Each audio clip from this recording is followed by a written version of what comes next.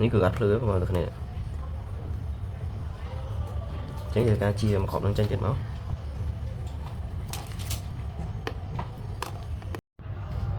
ឥឡូវយើងធ្វើការដូរអំពូលបងប្អូនទាំងគ្នាអំពូលនេះគឺភ្លឺធម្មតាជួយខ្ញុំដូរអំពូលដែលខូចមកយើងធ្វើការដាក់អំពូលដែលខូចមកគឺវាអត់ភ្លឺទេបងប្អូនទាំងគ្នាអញ្ចឹងដើម្បីធ្វើការជួសជុលបានគឺយើងមានវិធីសាស្ត្រ2គឺសម្រាប់ខ្ញុំដែលខ្ញុំប្រើគឺវិធីសាស្ត្រ2អញ្ចឹងទី1ខ្ញុំនឹងបង្ហាញប្រមាណទាំងគ្នានេះបន្ទាប់ពីយើងធ្វើការដាក់អំពូលលើហ្នឹងហើយ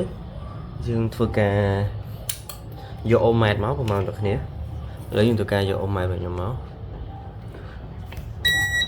គឺយើងធ្វើការយកអូម៉ែតមក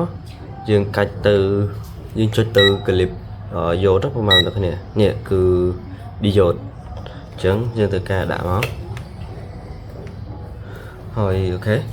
ខ្ញុំធ្វើការដាក់អូម៉ែតនៅទីនេះដើម្បីប្រមាណទាំងគ្នាងាយទស្សនាអញ្ចឹងយើងធ្វើការចាក់មកប្រមាណទាំងគ្នានេះភ្លឺប្រមាណទាំងគ្នាអញ្ចឹងយើងធ្វើការចាក់ក្រុមអំពូលរបស់យើងមកហើយយើងនឹងដឹងថាអំពូលណាដាច់ហើយប្រមាណទាំងគ្នានេះគឺអំពូលនេះដាច់មកគ្រាប់អញ្ចឹងយើងធ្វើការគូចំណាំមកអូខេឥឡូវយើងធ្វើការចាក់ទៀត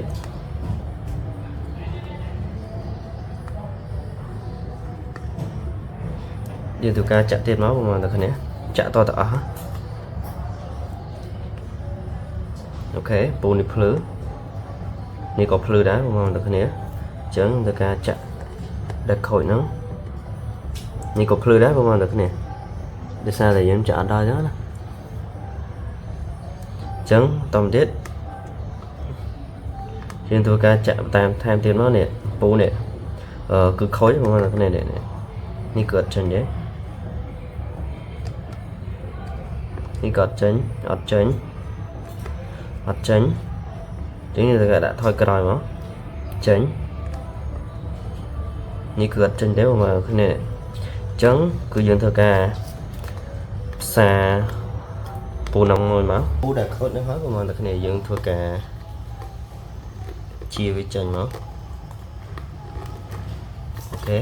ជាចេញចឹងមកបងប្អូនគ្នាត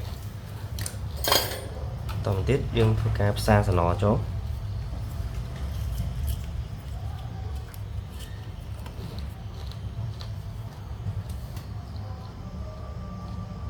គឺការផ្សារសឡដាក់មក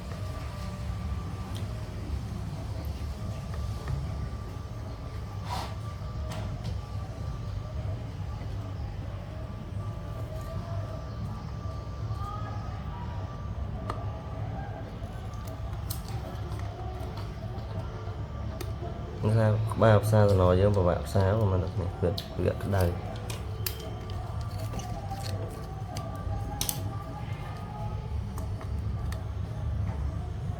អូខេឥឡូវយើងបានផ្សារហើយ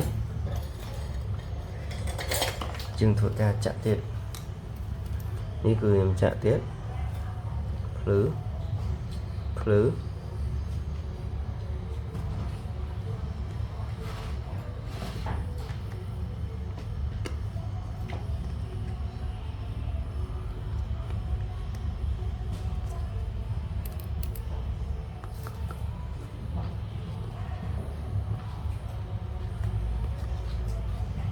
នេះគឺភ្លឺប្រមាណអ្នកនេះនេះក៏អត់ភ្លឺទេអញ្ចឹងយើងធ្វើការចំណាំមកជួនកាលយើងចាក់អត់ដល់អញ្ចឹងណា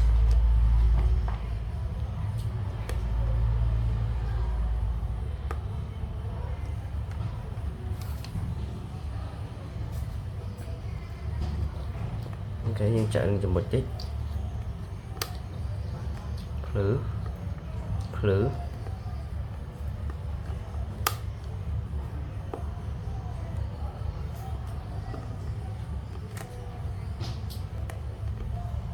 នេះគឺអត់ភ្លឺទេបងប្អូនទាំងគ្នាអញ្ចឹងយើងការជាមកគ្រាប់នឹងចេញទៀតមក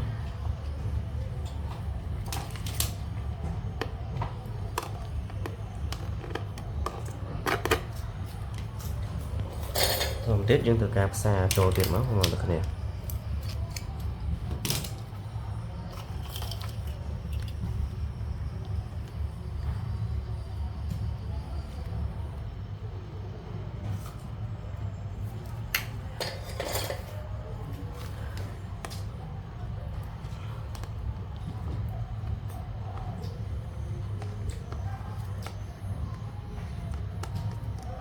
ភ្លឺប្រហែលអ្នកគ្នា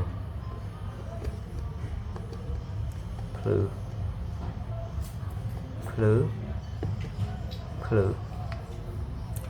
ចឹងពីក្របនេះភ្លឺដែរហើយមួយក្របនេះគឺអត់តន់ភ្លឺទេឥ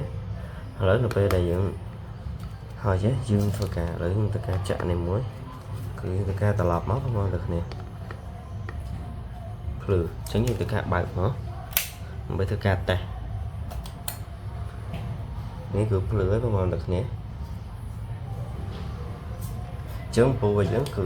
ដាច់ចំនួន2ក្របថែមទៀតបងប្អូនទាំងគ្នាចឹងវា5ក្របហើយចឹងវីដេអូការបង្ហាញជួសជុលពូគឺមានតែប៉ុណ្ណឹងទេបងប្អូនទាំងគ្នាបើសិនជាមានយល់ហោកាត់សំតែកាន់តែប្រទេសផងណាជួបគ្នាខ្ញុំបាទនៅវីដេអូក្រោយទៀតតទៅនឹងការជួសជុលពូបងប្អូនទាំងគ្នា